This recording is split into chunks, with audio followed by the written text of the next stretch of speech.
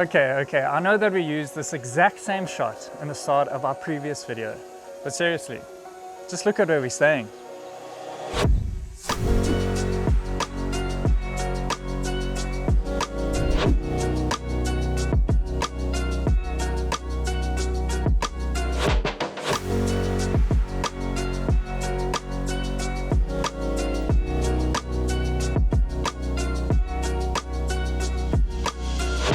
We're Sarah and Marek, a South African couple who set out to travel as far and wide as our tight budget could take us. After spending a year and a half in Europe, we came home to an epic van life adventure. Our next trip will take us across South Africa in the hopes of sharing exactly why we love our country so much.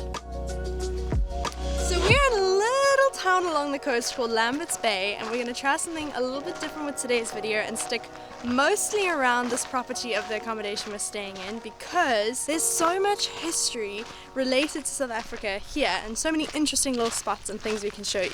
And we've also got a bird book, funny enough. We're really enjoying this thing. So today we're also going to set out and try identify 5 different types of birds. So on this property there are Bushman paintings. Like, how wild is that? But before we show you, we want to show you something else, and it is called a labyrinth. We've never heard of a labyrinth before. We still don't fully understand what it is, but we're going to try walk it anyway. So just as you enter the labyrinth, you've got this whole little structure of these different rocks with things written on them. It's all in Afrikaans. I'm not too sure what they all mean, but that's what they all mean. So then what it seems like you do is you pick up one of the rocks and you walk the labyrinth and you put it in the middle. I don't know what you're supposed to get when you put it in the middle, but we're going to try anyway. I'm going to take this one, which I think means happiness. Nobody knows exactly where a labyrinth comes from. The oldest geographical example of the classical 7-path labyrinth is found in Paleolithical grave in Siberia, which dates back to 500 BC, in Spain 200 BC and Italy 750 BC. Fishermen in Sweden and Finland built stone labyrinths near the sea and walked it to make sure of good catches. A doctor in America believes that, for example, if 2 people must receive chemotherapy, the one walking a labyrinth will react quicker and better than the one that did not. They build it at retreats, schools, hospital for horses, children with ADHD. You can build a labyrinth from anything: stones, flowers, tins, shoes, etc. Most people confuse mazes and labyrinths. In a maze you lose yourself, in a labyrinth you find yourself. A labyrinth has a specific middle. There's no correct way to walk a labyrinth. People walk it for different reasons. A labyrinth is like a prayer circle. It offers a holy space. It helps with depression, anxiety, problem solving. For example, if a child or children are leaving home or people are going through a divorce, it is a good thing to walk the labyrinth. To think about your problems, leave it outside, concentrate on the walking process, or concentrate on nature. Once you are walking, something happens to you. You inhale deeper, you walk slower, and you relax. Whatever the reason for walking the labyrinth, in the middle you get insight, an answer or a solution or peace. You sit for a while in the middle on a rock. You can come in contact with yourself, feel nearer to God. You can pray or watch nature or think about your problems. When you walk out, you take out what you've experienced with you for the rest of your life. And that's the labyrinth. Honestly, I don't feel any different. I just felt like that was a pretty long walk. Okay, onto the Bushman paintings.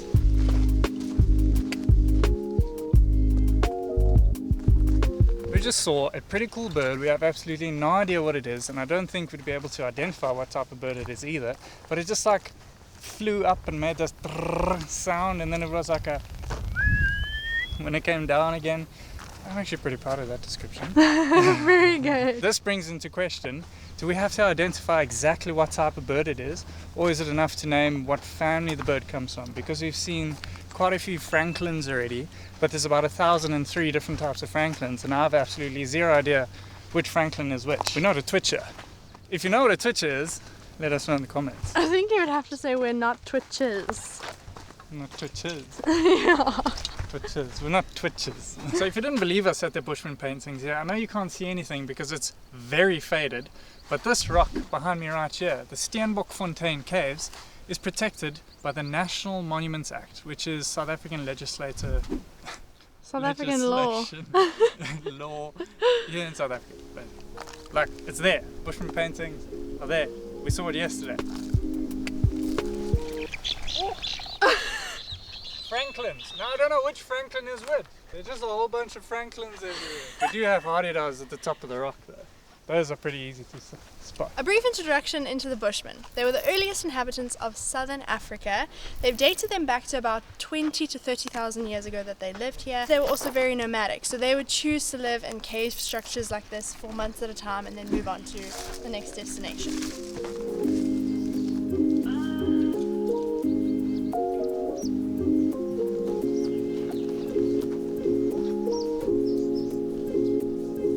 So welcome to the first cave of a number of caves at the Steenbokfontein cave system. So this is kind of like the common area, the sleeping area, the eating area for the Bushmen. And we can see that because the roof of the cave is all black and ashy and sooty. So this is exactly where they used to make their fires, like all there along the walls. Now the Bushmen in this part of the world at the Steenbokfontein caves, they were traced back between 10,000 and 2,000 years ago. And in this part of the world is actually where the Bushmen went through a bit of a transitionary period where they went from nomadic foragers, hunters to more domesticated sort of way of life. And we can see that with our first set of Bushman painting. Now the reason why we suggest that is because what we can see here is a clear outline of what seems like sheep.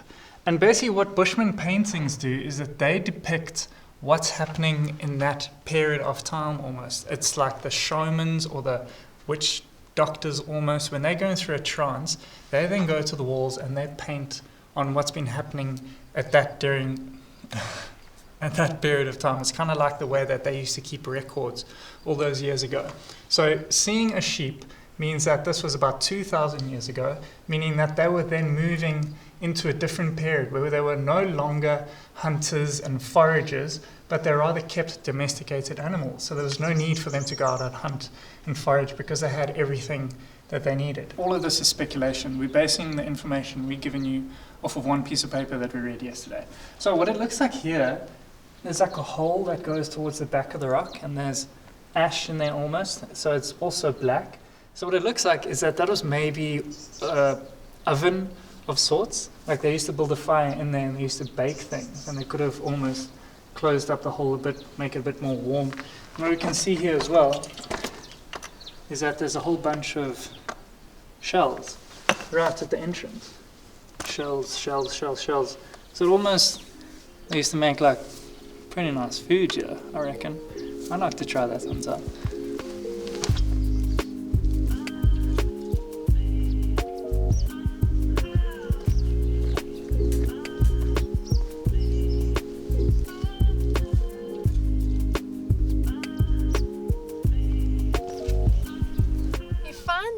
Tortoise shells everywhere, all over the top of this place. So now tell me, do tortoises climb? I don't think they do. I don't think that they would come up here. Apparently, tortoises were part of the Bushman's diet, one of the things they used to hunt. So tell me, do you think these shells that are all over here could be the remains of the Bushmen from like 2,000 years ago? I don't know. There's no specific path for the way we came up here. So now we're kind of just trying to figure out how to get down without coming across straight drops. Another thing we have to be pretty careful of is snakes. They really enjoy lying out on the rocks to bake in the sun. And we've seen some snake skins, and we even saw a snake yesterday, so we're looking out for those.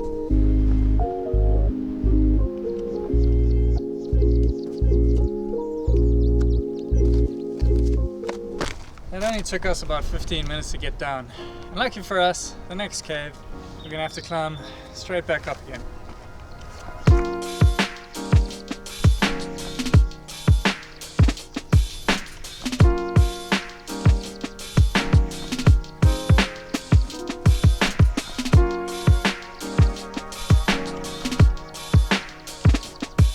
So unfortunately we couldn't find any Bushman paintings in this cave, but it's a really good example to show how this cave would have been so beneficial to the Bushmen, because if you look out, it's such a great vantage point. You can see for ages, you could spot buck, wildlife that perhaps they would want to go and hunt.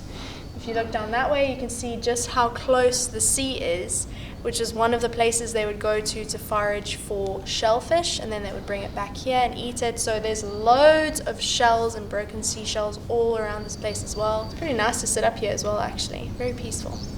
Also, on a completely unrelated Bushman note, something that's pretty cool that actually just passed us a couple of minutes ago is the longest production train in the entire world. It is 3.8 kilometers long, and it is transporting iron ore. There are 340 carts on that train, and each cart can hold 100 tons. So this train starts its journey all the way up at the Sishen mine, just outside of Katu where we were a little while ago, and then it goes all the way down the coastline to the port of Saldanha. A couple of interesting facts about the train. So it takes 30 seconds to fill an entire cart, so 30 seconds for 100 tons of iron ore, and every 4 hours there's a train leaving either Saldanha, taking an empty train back, or leaving Sishen and bringing a full train back to Saldanha. It's pretty cool. Like, we can see it every single day. And what's nice about it as well is that it's not loud. Like, we can hear the train passing by, but it's not loud. We can just make out that it's a train passing by.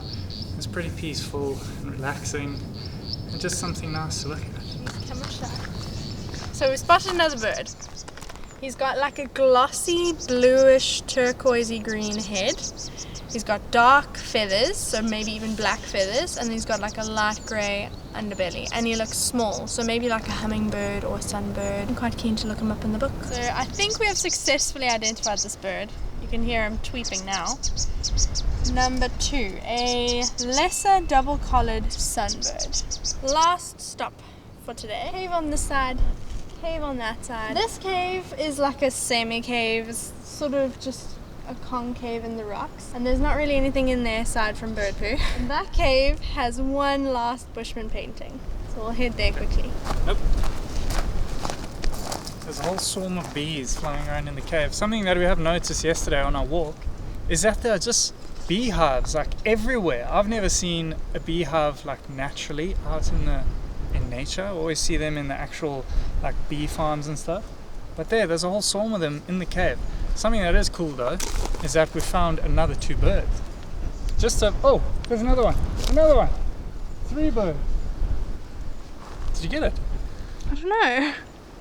3 birds. We've got spectacled weaver, we have the southern masked weaver, and the one that just flew over there is a white-necked raven. So I think that takes us to 5 for the day. Okay, but with this cave, we were here yesterday, we were looking at the cave paintings, but for some reason it looked like another person, some young person now recently in the last few years has come here and has started drawing on the walls. It doesn't look like Bushman paintings. Again, we're not the experts, but it doesn't look like it. But something that is cool is that we found really good cave paintings back at our accommodation, like in our kitchen. I think we have to show you.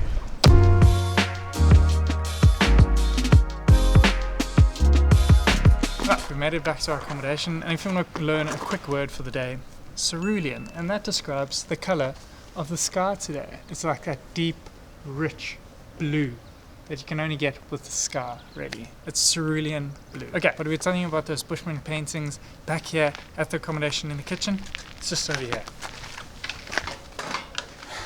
So our first little painting is over here. We're not too sure what it is. It looks like people doing something. Quickly, we don't know if these are actual Bushman paintings or if somebody has come and recreated it, but it looks cool. And they're pretty much all over this wall. Here's another one over here. This seems to be an animal of sorts. Oh, there's even more over here. I haven't seen these ones yet. Here, oh, we can clearly see this is a Bushman busy hunting. There's his arrow, his bow and arrow, and he's busy hunting some sort of animals. That's a cool one. And here's 2 people as well. And if we come just over here into the bathroom area, here's another one. Bushman chasing some sort of animal. Here's more. Another Bushman. There's even more in the toilet itself. Here's one. Here's another one. This one's a bit difficult. And here's more. Here's like 2 people again. As you can see, most of the more intact ones are here. And again, we don't know if it's real Bushman paintings, but they look pretty legit to us. And it's pretty cool. It's just right here. Like, we're in the kitchen. While we're busy making food, we can look at Bushman paintings. We can also look directly out into the wilderness. We can look at the sea. We can watch the train go past. It's a pretty nice setting. Vesca's Quarry. Come and stay here. That's such a cheesy one. Right, thank you so much for watching this video at the Vesca's Quarry. We'll be leaving Lamberts Bay tomorrow and travelling further down the coast. Well, we're actually leaving the coast and we're going to a place called Citrusdal. We'll be camping at a place called the Baths, which is like a natural hot springs, thermal springs type place, and we're quite looking forward to it. It's in the Cedarburg Mountains, and we're hoping to fill up our 5-litre bottles with fresh mountain water. Oh, yes, please. We absolutely love that. Okay, final thought for the day. Sometimes when we come across historical places like this, I like to take myself back and think about what life would have been like all the way back then, living in a Bushman tribe. My only stress would have been finding food and sustenance and a warm place to sleep for me and my family. And then I like to think I guess we have a lot more to be grateful for these days, but at the same time, perhaps more stresses. What do you guys think? Do you think Bushman life would have been stressful or rather chilled? What do you think? I think it's more stressful today. Stresses go up when you've got a number of things to think about and a number of things to worry about, but when your only thing to think about is finding food and finding shelter, that just limits the amount of things you can stress about. Oh. Food for thought. Let us know what you think. But thank you so much for watching. And we'll see you in the next one. Okay, let's go. Get in here, bucko. 3. All they're gonna hear is the drone shot. 2. So we are in a tiny little town along the coast called Lamberts Bay, and we are going to try something a little bit different with today's video because Why? I don't know. Oh, you're an idiot. He doesn't want to leave me alone. It's coming back towards you. Mommy, I don't want it on me.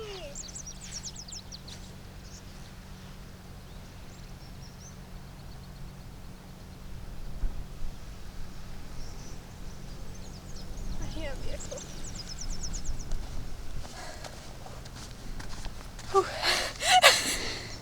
Were you filming that? Marek! Thanks a lot for filming me in my weak moments. And we can see that with our first set of Bushman paintings. Oh, I quite like that. You freestyle that one. Nice. I enjoyed that one. Just a food for thought question to pop out there. What do you think? Let me do it again. Okay. I got a bit confused after Yeah, there's some philosophy stuff going on there. Think about yourself about thinking about yourself type of thing. Oh boy. Okay, let me try again. So, what do you think? Should I just leave it? No, do it again. Oh. You're just you're confusing yourself by trying to be all philosophical. Okay.